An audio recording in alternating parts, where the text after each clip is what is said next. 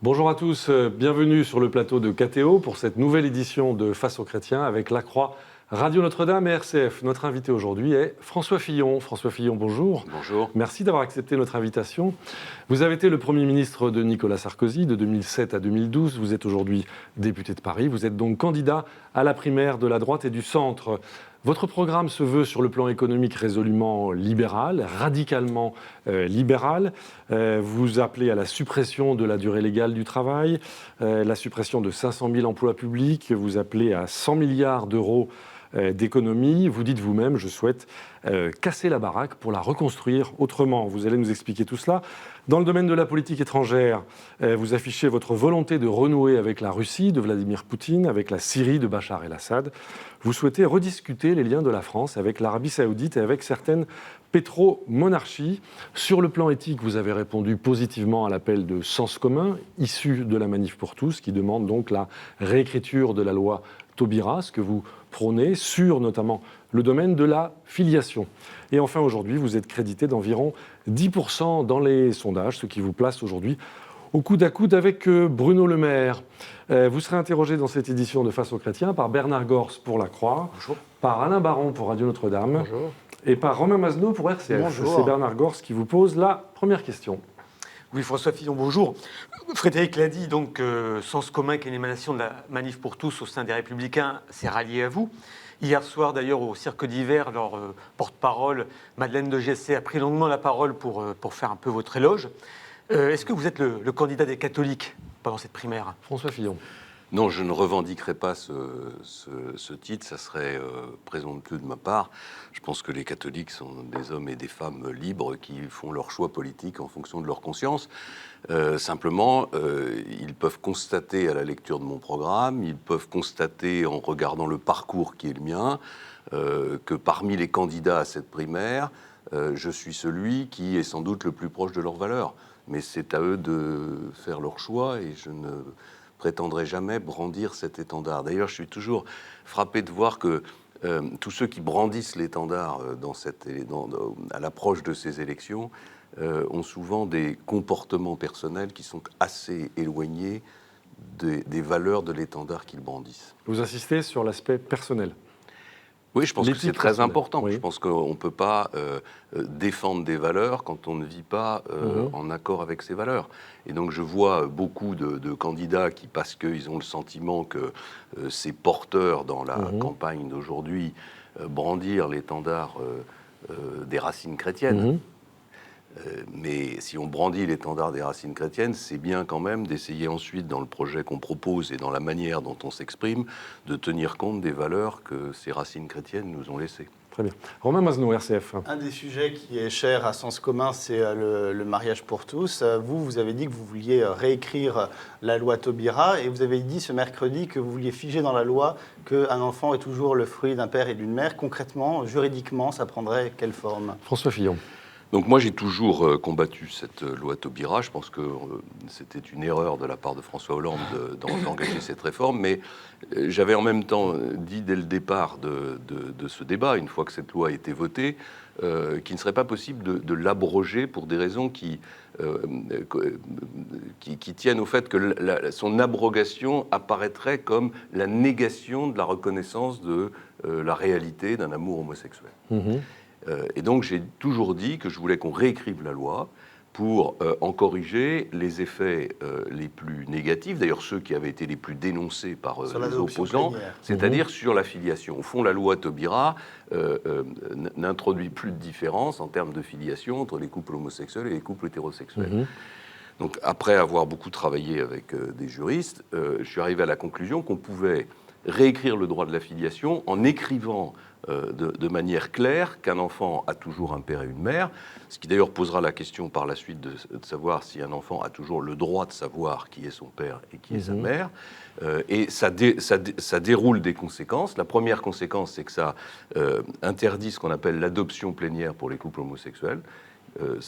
Les couples homosexuels pourront adopter, mais ce qu'on appelle l'adoption simple, c'est-à-dire une adoption qui ne substitue pas la filiation comme l'adoption plénière.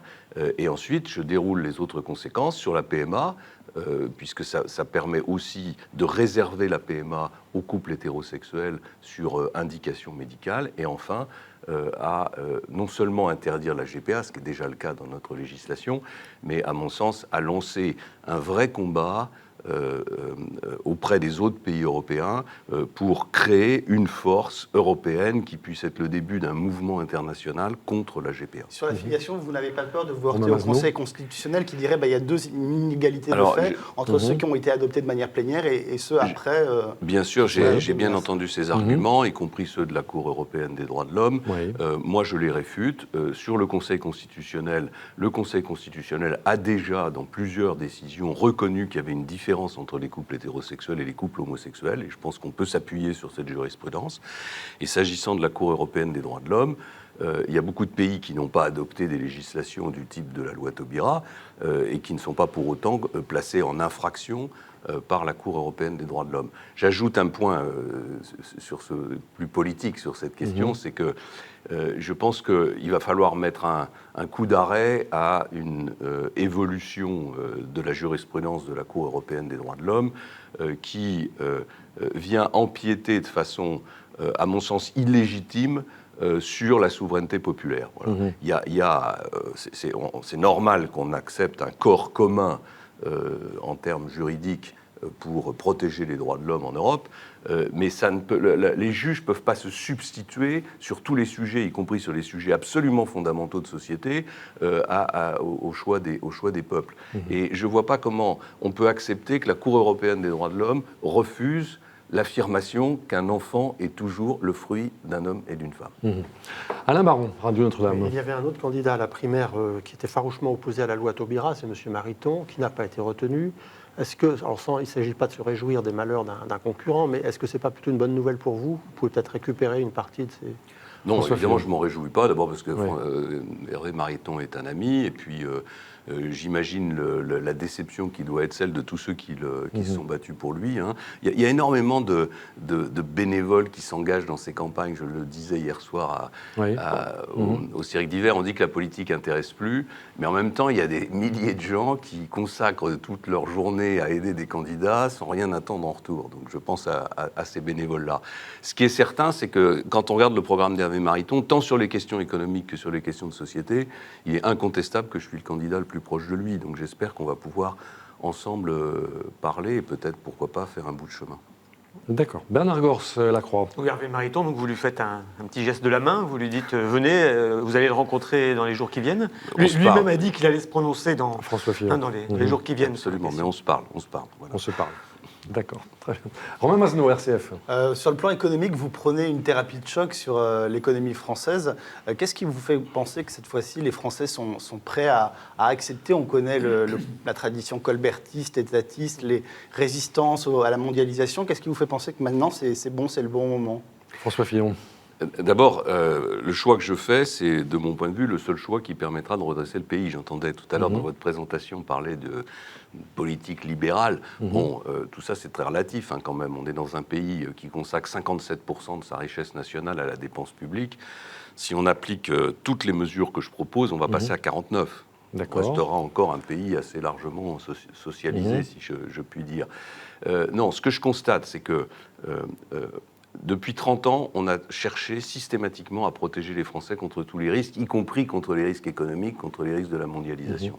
Et c'est cet excès de protection. C'est pas anormal de vouloir protéger les Français contre les risques, c'est le travail des responsables politiques, mais jusqu'à un certain point. Quand la protection tue l'initiative, empêche le travail, pas seulement en termes de compétitivité d'ailleurs, mais même en termes de capacité à créer, il faut, c'est ce que j'appelle le bon sens du paysan sartois, il faut juste que le balancier vienne un peu au centre. Alors, est-ce que les Français l'accepteront ? Depuis 3 ans, je tourne dans la France de façon permanente et j'ai rencontré des centaines de milliers de Français. Presque tous disent la même chose. Ils disent d'une façon différente, et pas seulement des entrepreneurs, hein, j'allais dire toutes les professions quasiment, disent, pardon d'utiliser le mot que je vais utiliser, mais je l'emprunte à Georges Pompidou, arrêtez de nous emmerder. Laissez-nous travailler, faites-nous confiance, fixez-nous des objectifs. Et une fois que vous avez fixé ces objectifs, laissez-nous trouver nous-mêmes les moyens d'y parvenir.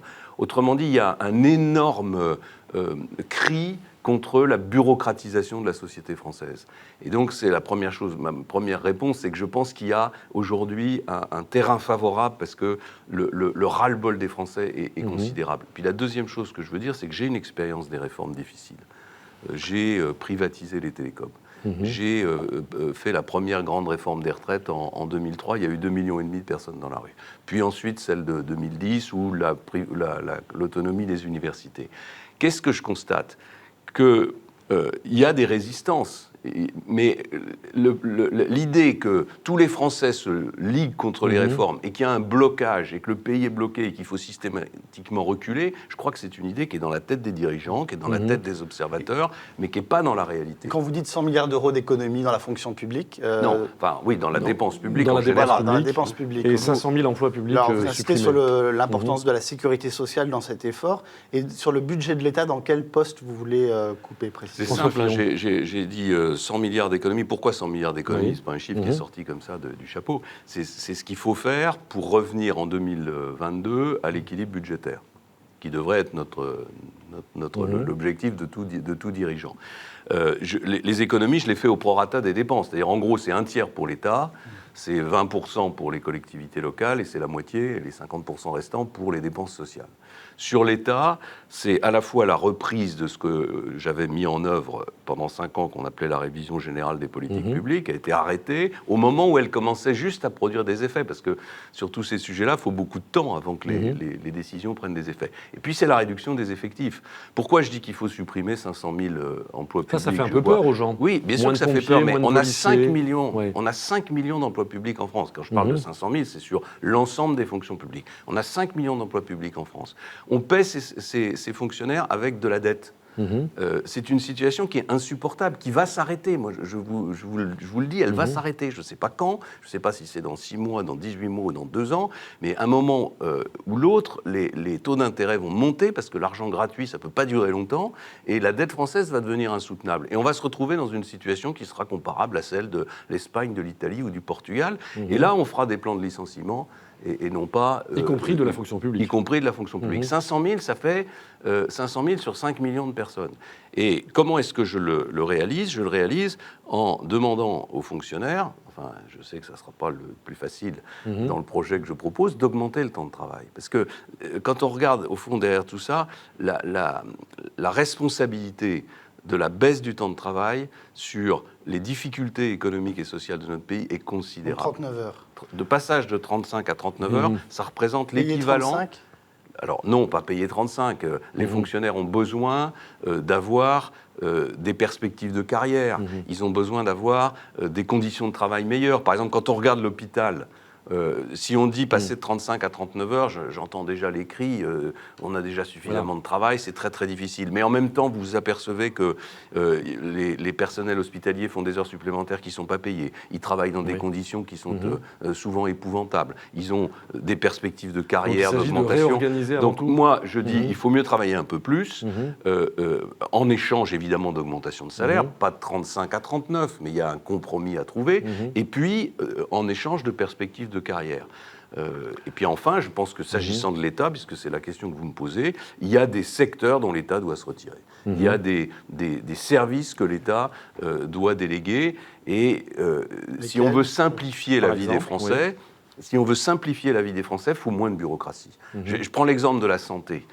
Vous avez des agences régionales de santé qui ont été créées. D'ailleurs, c'est moi qui les ai créées, donc je fais ma propre autocritique. Je pensais que ce seraient des organisations stratégiques souples qui aideraient le monde médical, le monde de la santé à progresser. C'est juste l'inverse.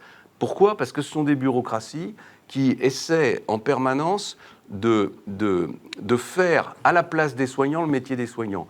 Les médecins vous diront tous qu'aujourd'hui, ces bureaucraties écrivent dans des textes la manière dont ils doivent poser leur diagnostic, dont ils doivent soigner leurs malades. Une sorte de perversion du système. Ça s'appelle la bureaucratie. Et quand vous regardez dans l'histoire du monde, toutes les grandes civilisations ont sombré à cause de la bureaucratie. Une dernière question rapide pour une réponse rapide de Bernard Gors-Lacroix. Oui, vous avez présenté le cadrage financier de votre programme et vous avez dit, première année 2017, le déficit sera 4,7% du PIB. Est-ce que vous avez changé de discours? Est-ce que vous, et puis aussi vos adversaires à la primaire, se sont tous assis sur la règle d'or, en acceptant finalement de transgresser la règle européenne qui était 3% de déficit? Ce qui est extraordinaire dans cette affaire, c'est que parce que je suis le seul à publier le chiffrage de mon projet, je donne l'impression d'être celui qui veut faire sauter la règle du déficit, alors que compte tenu du programme économique des autres, ça veut dire que naturellement le déficit avec les autres serait beaucoup plus important, puisque je suis le seul à vouloir augmenter la TVA, en tout cas un peu avec Alain Juppé, et je ne baisse pas tous les impôts en même temps, et donc mon programme est plus réaliste. Pourquoi est-ce que je dis qu'on ne pourra pas éviter une augmentation du déficit en 2017? C'est à cause des décisions qui sont prises aujourd'hui. D'ailleurs, il y en a encore une qui a été annoncée ce matin, avec le recrutement de, je ne sais plus, 17 ou 13 000 enseignants supplémentaires et 2 milliards de budget. C'est-à-dire qu'on a déjà, c'est la Commission des finances de l'Assemblée nationale qui le dit, entre 15 et 20 milliards de dépenses non financées pour 2017 et pour 2018. Et dans ces conditions-là, sauf à étouffer complètement l'économie française et à renoncer au choc fiscal que je propose pour relancer l'activité économique, c'est-à-dire la baisse des charges des entreprises, une baisse des charges salariales et une réforme de la fiscalité du capital, sauf à renoncer à ces propositions-là, il n'y a aucune solution pour éviter d'avoir une augmentation du déficit en 2017, mais c'est pour mieux enclencher la baisse de la dépense publique et pour mieux enclencher la reprise de la croissance. Parfait, nous avons encore beaucoup de questions à vous poser, François Fillon. Nous allons marquer une première pause dans cette édition de Face aux Chrétiens. Vous restez avec nous, à tout de suite.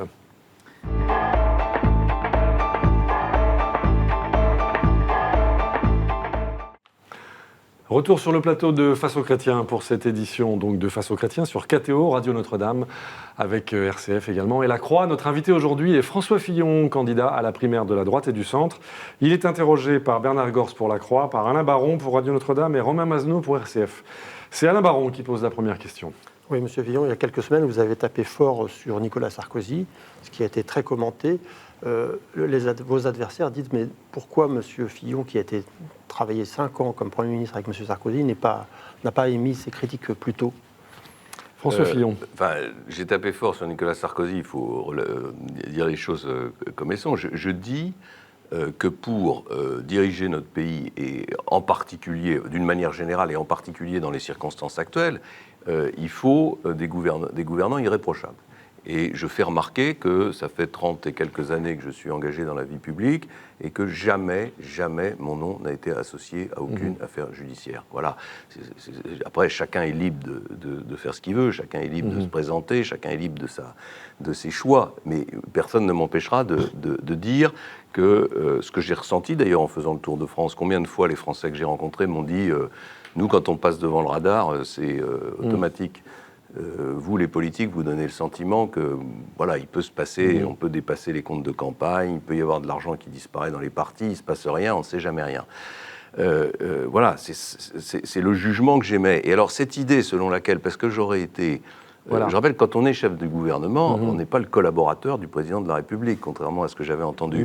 On est un homme politique qui, à un moment donné, porté par une majorité, accepte une responsabilité pour diriger son pays.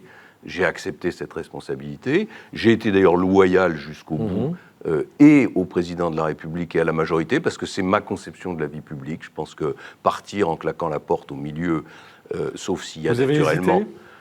Il y a eu des moments, chacun sait, je l'ai écrit dans un livre, il y a eu des moments de tension. On a essayé à chaque fois de trouver des compromis, des accords avec le président de la République. Mais ma conception de la vie publique, c'est pas de partir en claquant la porte pour son intérêt personnel. Je dis toujours, quand je vois la démarche de M. Macron, que je comprends par ailleurs, je dis simplement que M. Macron, il est en train de faire perdre son camp et ses idées. Parce que s'il est candidat à l'élection présidentielle, il y a des logiques arithmétiques qui feront que la gauche ne sera pas au second tour de l'élection présidentielle. Si j'avais fait la même chose, si j'avais quitté le gouvernement en 2010 pour être candidat à l'élection présidentielle, Nicolas Sarkozy n'avait aucune chance d'être élu. On me dirait qu'il a été battu. Mais enfin, on pensait encore qu'il avait, d'ailleurs, il n'est pas passé si loin, donc il avait encore des chances d'être élu.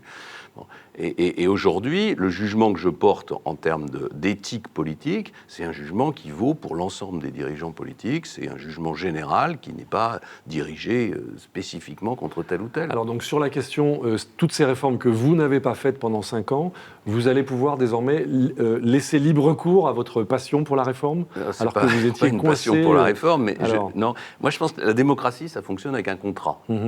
Il faut toujours se rappeler ça, parce que c'est pour ça que la gauche est aujourd'hui dans l'impasse. François Hollande a été élu sur un contrat, qui était un contrat plutôt à gauche. J'aime pas les riches, je vais leur ficher une taxe à 75%. Et ça se termine avec Emmanuel Macron et Emmanuel Valls, c'est-à-dire les plus à droite de l'échiquier politique de gauche. Bon. Moi, j'aime bien ce que Macron dit sur beaucoup de sujets, oui, mais, sur le fond, mais il faut reconnaître que pour les électeurs de François Hollande, c'est insupportable. Il n'a pas été élu pour ça.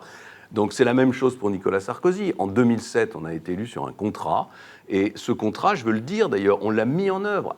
Il y a très peu de sujets sur lesquels on n'a pas réalisé, il y en a quelques-uns sur lesquels on n'a pas réalisé les engagements qui étaient ceux du contrat. Mais ce contrat n'allait pas assez loin. Et au fond,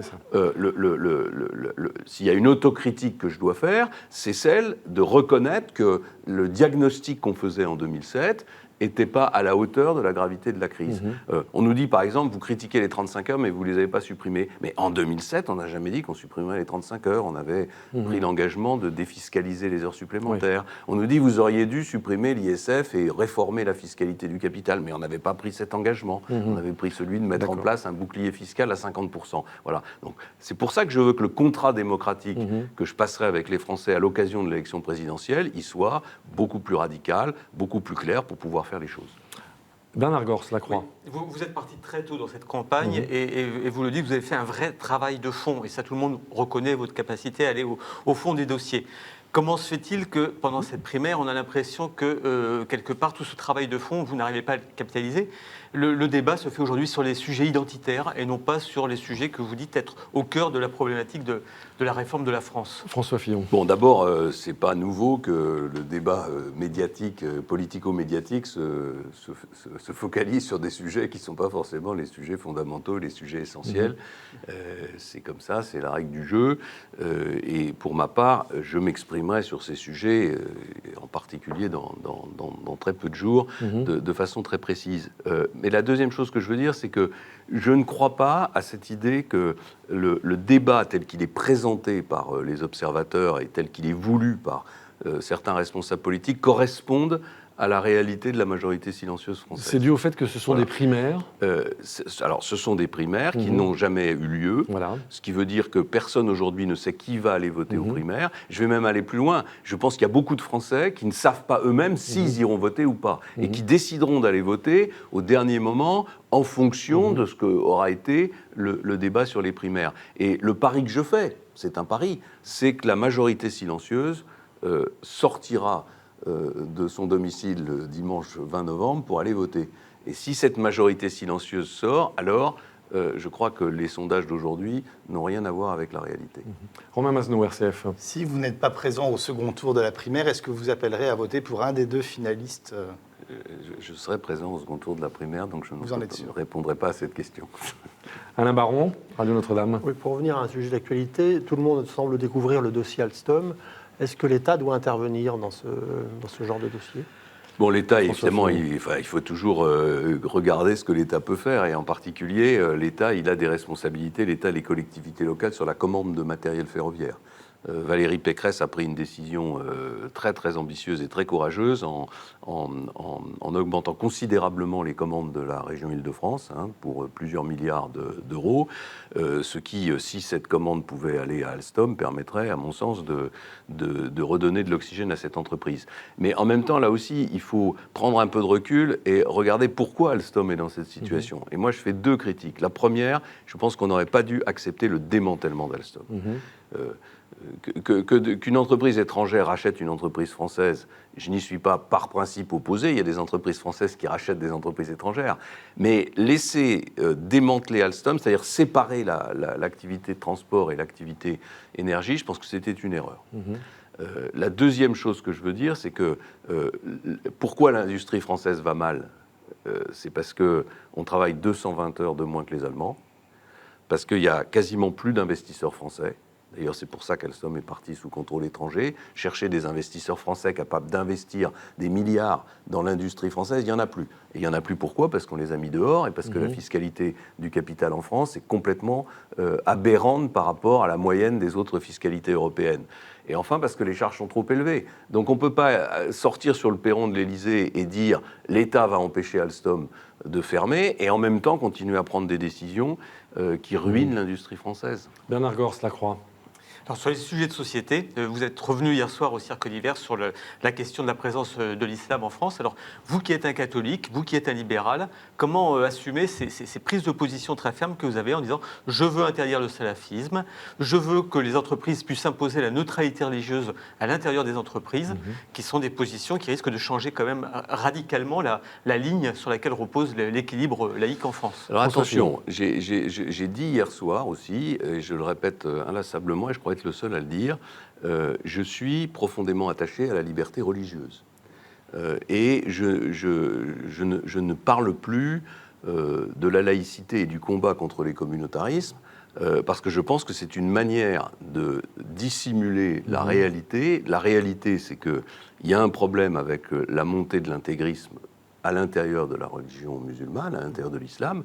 Il n'y a pas de problème avec la communauté catholique, il n'y a pas de problème avec les juifs, il n'y a pas de problème avec les bouddhistes, il n'y a pas de problème avec les sikhs. Ils ont une attitude qui est parfaitement compatible avec le fonctionnement de notre République et de notre démocratie. Et donc, parler de communautarisme, de lutte contre le communautarisme et proposer de durcir les règles de la laïcité, c'est en réalité s'attaquer à la liberté religieuse pour essayer de régler un problème qui ne concerne pas les religions que je viens de citer. Donc qu'est-ce que vous prenez, ce que je constate, en fait, je sais que parfois les catholiques n'aiment pas la comparaison que je vais faire, mais je pense qu'elle est quand même efficace sur le plan de la démonstration. Les catholiques n'ont pas toujours accepté la supériorité de la République, la suprématie de la République sur leurs propres convictions. Il y a eu un combat qui a d'ailleurs été extrêmement violent. Bon, je ne souhaite pas qu'on soit obligé d'en passer par les mêmes extrémités avec les musulmans, parce que les temps ont changé, parce qu'on est au XXIe siècle. Mais je pense que la question se pose dans les mêmes termes. Alors, c'est-à-dire que, donc moi, ce que je dis, c'est qu'il faut d'abord que l'État impose aux musulmans de France une organisation religieuse. Plus que ce qui est le cas aujourd'hui, ce que Bernard Cazeneuve est en train de mettre en œuvre. On a échoué avec le CFCM, c'était une première tentative que Nicolas Sarkozy avait lancée, qui allait dans ce sens d'ailleurs, mais qui a échoué pour deux raisons. D'abord parce que c'est une organisation, j'allais dire, politique et pas religieuse, et deuxièmement parce qu'elle est, à cause du mode de désignation de ses membres, en fait entre les mains de puissances étrangères. Elle est entre les mains de l'Algérie, etc. Donc il faut reconnaître que c'est un échec et changer de système. Quand on dit la religion musulmane ne peut pas concevoir d'organisation. C'était exactement le même raisonnement qu'on tenait avec les Juifs autrefois. Napoléon tapait du poing sur la table en disant « je veux une organisation », il y a eu le consistoire. Est-ce qu'il faut une nouvelle loi pour organiser l'islam de France ? À votre place, Jean-François Copé, la semaine dernière, disait qu'il faut une nouvelle loi, il faut un nouveau code de la laïcité et des cultes. Non, c'est une bonne idée ? Je ne crois pas, parce que le nouveau code de la laïcité, ça va déboucher sur ce que je disais tout à l'heure, c'est-à-dire le durcissement des conditions pour les autres religions. J'ai entendu un autre candidat à la primaire dire qu'il voulait interdire tous les signes religieux dans l'espace public. Donc ça veut dire qu'on n'a plus le droit de se promener avec une croix, on n'a plus le droit de se promener avec une kippa, on n'a plus le droit de se promener avec un t-shirt à l'effigie du pape et des journées mondiales de la jeunesse. Enfin, tout ça n'a aucun sens. Donc je suis contre ces solutions-là. Je suis pour, et je pense qu'il n'y a pas besoin de loi pour imposer à la religion musulmane une organisation religieuse qui permettent d'avoir un interlocuteur et un canal pour ensuite faire descendre le... Mais alors, si ce n'est pas une loi, comment vous faites ?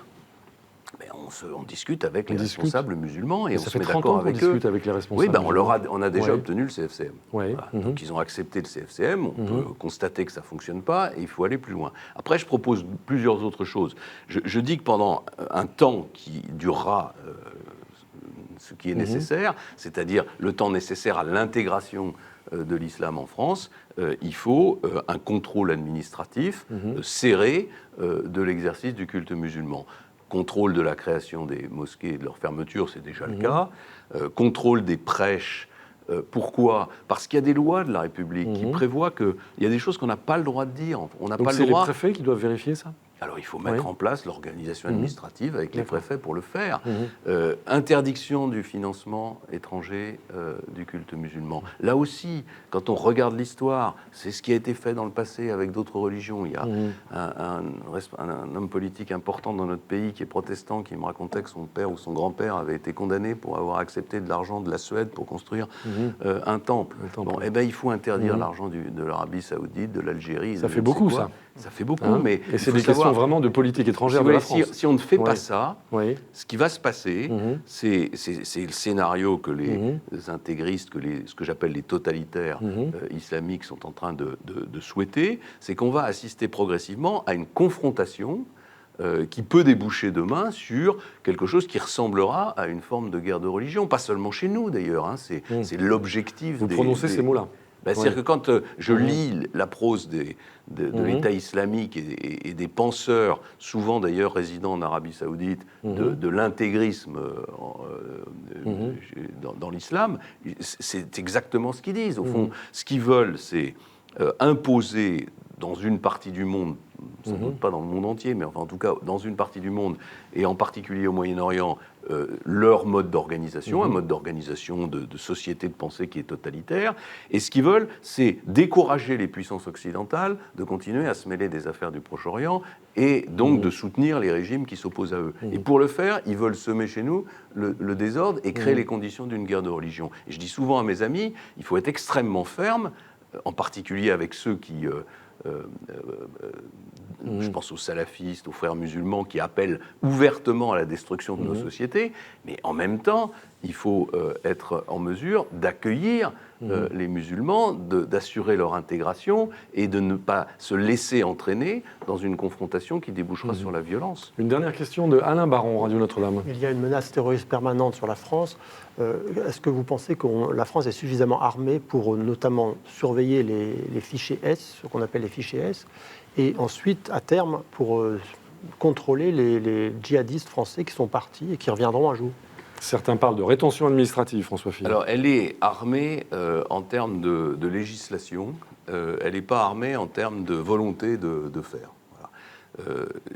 Le drame de notre pays, c'est vrai dans beaucoup de sujets, pas seulement dans celui-là, c'est que les hommes politiques pensent que pour donner aux Français l'illusion qu'ils agissent, il faut des débats au Parlement, il faut des lois, il faut des nouvelles réglementations. Alors qu'en réalité, on a dans notre arsenal tout ce qu'il faut pour lutter contre le terrorisme. Surtout avec l'état d'urgence. Oui, mais même au-delà, si vous voulez, on a déjà connu des situations exceptionnelles. Il y a eu la guerre d'Algérie. Parfois, on donne le sentiment de découvrir ce qu'est la lutte contre le terrorisme. On a connu ces situations et on a les instruments pour lutter. Qu'est-ce qu'on a comme instrument ? Le premier instrument qu'on a, c'est la déchéance de nationalité pour les personnes qui prennent les armes contre leur pays. Au moment du débat absurde sur la modification de la Constitution, j'ai évoqué 20 fois ce sujet. On n'a pas besoin de loi, c'est dans la législation française. On peut très bien déchoir de leur nationalité ceux qui partent combattre contre nous en Syrie ou en Irak. C'est une solution. La deuxième solution que je préconise, c'est de passer en jugement, et on peut les condamner jusqu'à 30 ans de prison, toutes les personnes qui entretiennent des relations avec l'État islamique. Ça s'appelle l'intelligence avec l'ennemi. C'est le livre 4 du Code pénal. Pourquoi est-ce qu'on ne l'applique pas ? On ne l'applique pas parce que ça rappelle la guerre d'Algérie. On ne l'applique pas parce qu'on n'a pas assez de magistrats pour traiter les questions antiterroristes. Parce que les prisons sont pleines. Et parce que les prisons sont pleines. Mais enfin, c'est pas en créant des centres de rétention et en mettant, en surveillant, enfin, en privant de liberté sans aucune décision judiciaire des centaines de milliers ou des dizaines de milliers de Français qu'on va résoudre la question. Au contraire, on ne va faire que alimenter la tension. On va se déconsidérer au regard des valeurs et des principes qui sont les nôtres. Donc je refuse cette solution. Donc vous en insistez revanche, sur le respect de la loi. je veux toujours que la privation de liberté, c'est dans la Constitution de 1958, elle a été rédigée en pleine guerre d'Algérie, donc je ne pense pas que le général de Gaulle était irresponsable. Et dans cette Constitution, il est clairement indiqué qu'on ne peut pas être privé de liberté sans une décision judiciaire. Alors, évidemment, il faut en tirer des conséquences, recruter des magistrats, créer plusieurs sections antiterroristes dans les Plus que celles qui existent aujourd'hui. Oui, je pense qu'aujourd'hui, il y a quelques dizaines de magistrats qui traitent les cas antiterroristes. Il en faut des centaines, compte tenu du danger qui est en face de nous. Et j'ai vu que Nicolas Sarkozy proposait de créer une sorte de parquet national spécialisé. C'est pas une mauvaise idée du tout, mais je pense que ce serait encore mieux d'en créer plusieurs, c'est-à-dire d'en créer une à Paris, enfin il y en a une à Paris et de l'étoffer, d'en créer à Lyon, à Marseille, et de faire en sorte qu'on puisse juger dans un délai très court tous ceux qui entretiennent des relations avec l'ennemi. Et le cas échéant, si on a des preuves, les condamner. Très bien, alors on a encore beaucoup de questions à vous poser. François Fillon, vous êtes notre invité dans cette édition de Face aux chrétiens. Nous allons marquer une nouvelle pause. Vous restez avec nous, à tout de suite.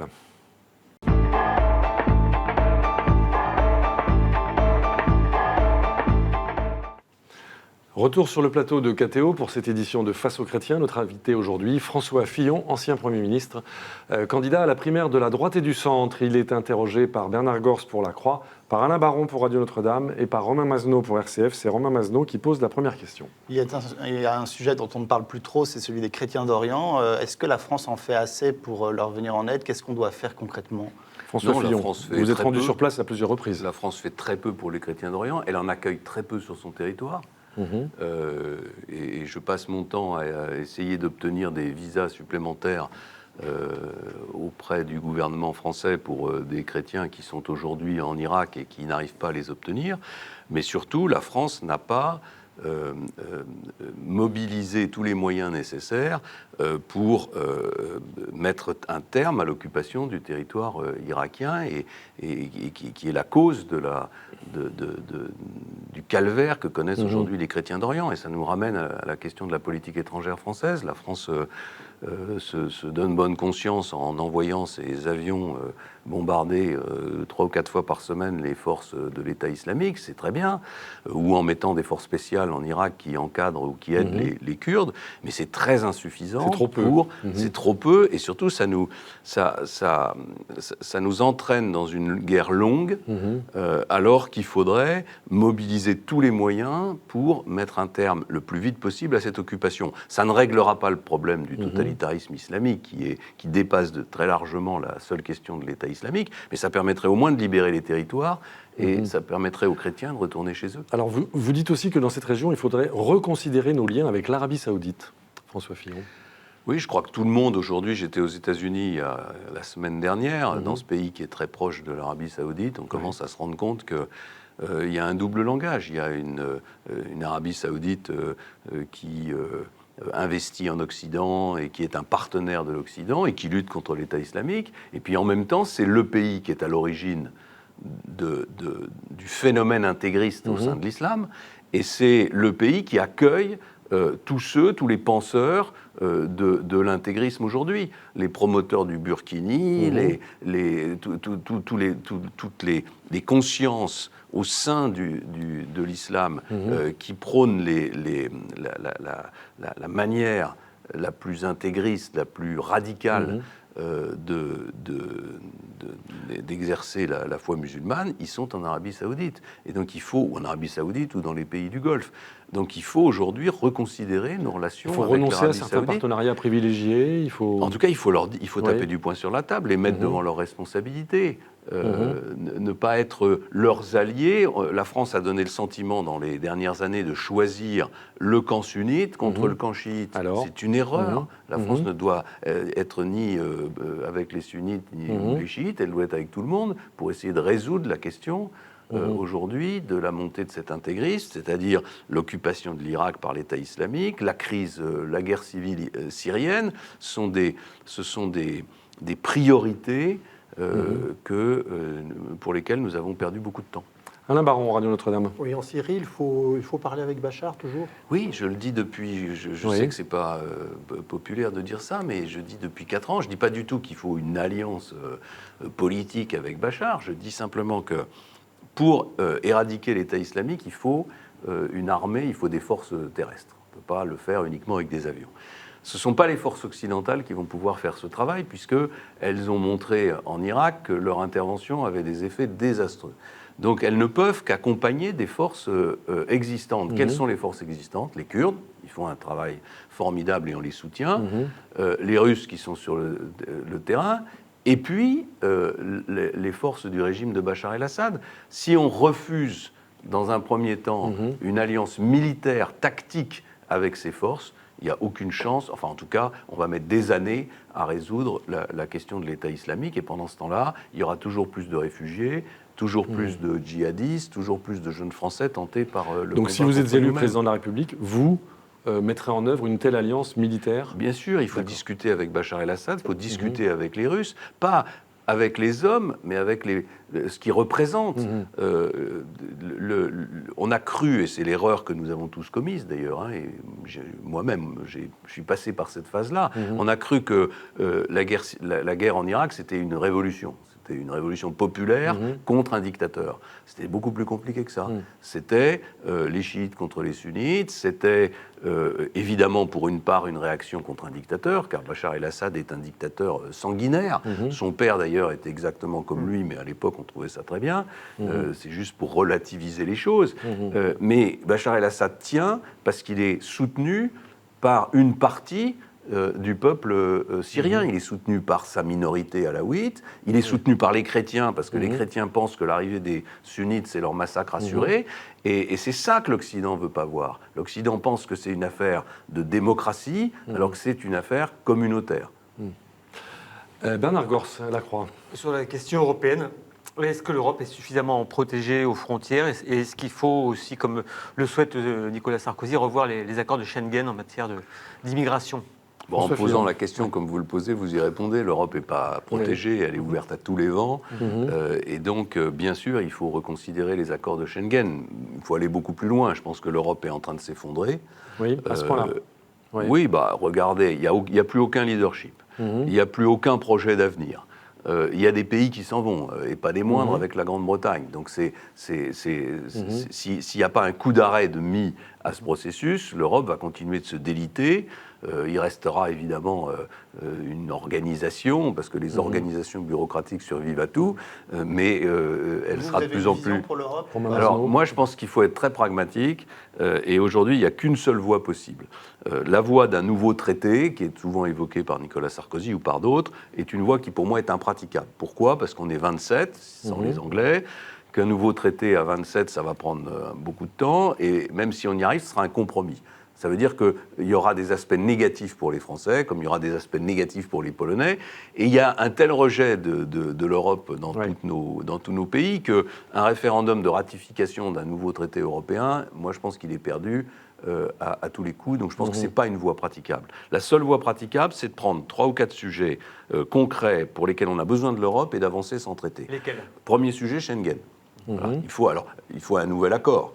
Mais je pense que celui-là, on peut l'obtenir. Et il faut l'obtenir avec les pays qui sont prêts à faire les efforts, et en laissant de côté ceux qui ne veulent pas le faire. Schengen, ça veut dire quoi? Ça veut dire des frontières européennes avec des barrières, des gardes-barrières, des gardes-côtes qui patrouillent en mer Pour assurer éviter la que les protection. gendarmes belges nous renvoient leurs migrants, par Oui, exemple. pour assurer la protection des frontières européennes. Le Et deuxième. revenir aussi sur la libre circulation à l'intérieur des frontières européennes ou... Non, justement, si je suis en faveur d'un nouveau Schengen, c'est pour maintenir la libre circulation à l'intérieur des frontières européennes. Sinon, si Schengen échoue, si on est incapable de défendre les frontières européennes, alors chacun reprendra le contrôle de ses frontières, ce qui sera, de mon point de vue, Mais vous dites un avec les recul. pays qui le souhaitent. Avec les pays Donc qui le notamment souhaitent. pas les pays du avec groupe- les pays du qui groupe le de souhaitent ou les Visegrad. pays qui le peuvent. Oui, voilà. Si la Grèce est incapable d'assurer le contrôle de ses frontières, il faut poser la question de savoir si la Grèce doit être dans Schengen. D'accord. Donc on va restreindre Schengen. Il faudra restreindre oui. Schengen. Le deuxième sujet, c'est la défense. On évoquait tout à l'heure le péril que fait monter le totalitarisme islamique sur le continent européen, on ne peut pas considérer que les Américains assurent la défense de l'Europe dans cette matière-là. Voilà. L'OTAN, l'Alliance Atlantique, permettait de défendre l'Europe face à un danger classique, nucléaire, celui de l'Union soviétique, pour dire les choses simplement. L'OTAN est incapable d'assurer notre sécurité face à la montée de ce totalitarisme islamique. Donc il faut que l'Europe s'organise. Pas en créant une armée européenne, mais en créant une alliance, comme il y a une alliance atlantique, une alliance dans laquelle les Allemands en particulier participent financièrement, plus que financièrement, mais déjà au moins financièrement, au financement de l'effort de sécurité. Puis le troisième sujet, c'est la zone euro.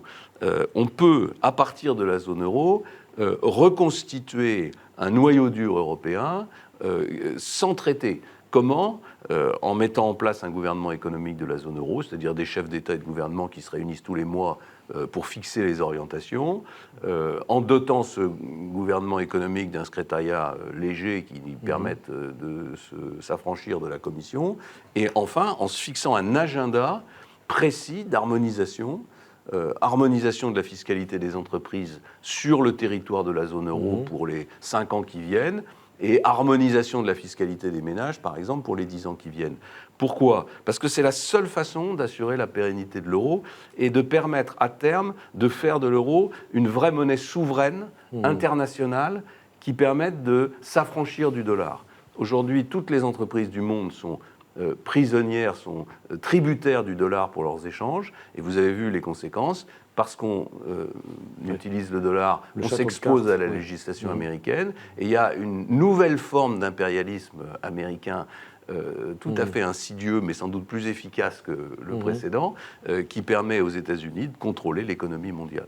Une dernière question de Romain Masneau, RCF. L'élection présidentielle américaine apparaît très indécise. Est-ce que vous dites finalement une victoire de Donald Trump, ce serait très dangereux sur le plan géopolitique, ou au contraire, c'est le jeu de la démocratie, donc on composera très bien avec qui ce sera?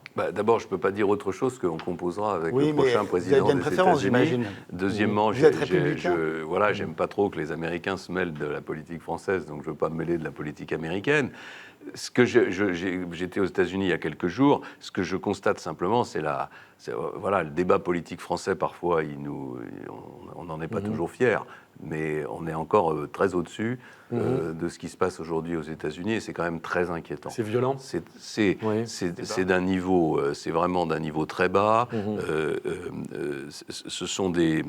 y a beaucoup de provocations médiatiques qui abaissent le débat politique, et surtout on a le sentiment qu'au fond, dans ce pays, qui est un pays qui a les plus grandes universités du monde, qui a les plus grands chercheurs, qui a une dynamique absolument incroyable, eh bien il n'est pas en mesure de générer des candidatures qui soient représentative de ce génie américain. C'est d'ailleurs aussi vrai pour nos sociétés occidentales. C'est peut-être la fin de la démocratie. En tout cas, c'est la fin de quelque chose. C'est la fin de quelque chose. C'est pas la fin de la démocratie au sens où on va revenir à des régimes autoritaires. En tout cas, je l'espère pas, même si c'est une évolution qu'on voit beaucoup dans le monde. Absolument. Mais je pense que ça doit nous conduire à réfléchir à une nouvelle étape de la démocratie. Une toute dernière question, François Fillon, avant de nous quitter. Le président Chirac est de nouveau à l'hôpital. Quel souvenir gardez-vous de cet homme ? Vous savez que j'ai jamais été proche de Jacques Chirac, mais j'ai beaucoup de respect pour lui, et j'ai envie de dire qu'au fond, il a été pour moi j'allais dire le dernier président de la Ve République conforme à la Constitution de la Ve République. J'étais souvent en désaccord avec lui sur les questions de réforme, le rythme des réformes, mais je dois reconnaître qu'il incarnait la présidence de la République, qu'il incarnait la France, et qu'il avait ce souci de son unité et de son rassemblement qui, pour moi, le caractérise. Très bien, merci à vous François Fillon. Vous avez été notre invité donc dans cette édition de Face aux Chrétiens. Je vous rappelle que vous êtes donc candidat à la présidence de la République et candidat à la primaire de la droite et du centre. Notre invité la semaine prochaine sera Marion Maréchal-Le Pen, députée Front National du Vaucluse. En attendant, vous pouvez retrouver cette édition de Face aux Chrétiens et toutes les éditions précédentes également sur les sites de La Croix, KTO, Radio Notre-Dame et RCF. Merci à vous tous de votre fidélité. À la semaine prochaine.